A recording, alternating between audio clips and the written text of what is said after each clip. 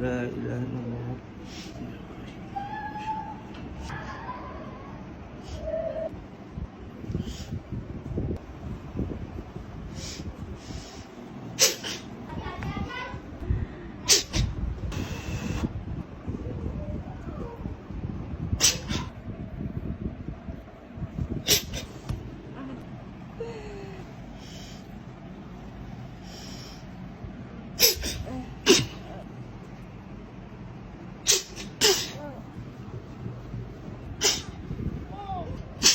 Masya Allah, tabarakallah. Hari ini keajaiban Allah berlaku terhadap seorang insan. Dari mana? Bandar Baru Bangi. Bandar Baru Bangi. Okey, tadi buat terapi, kita buat full treatment. So, bagaimana result? Memang rasa semakin sembuh, semakin tulang saya yang bentuk S tu, saya rasa dia makin lurus.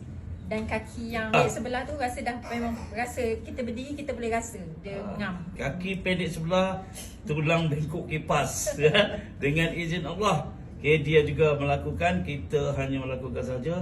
La hawla wala quwata illa billahil aliyyil azim.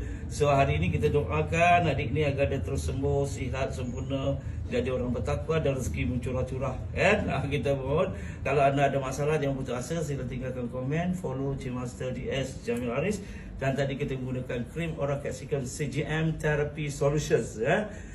Jadi ada masalah CGM Therapy Solution. Dan ini minyak kayu putih untuk elakkan rasa sakit, kebas ketika kita buat adjustment tulang. Okey, bye-bye.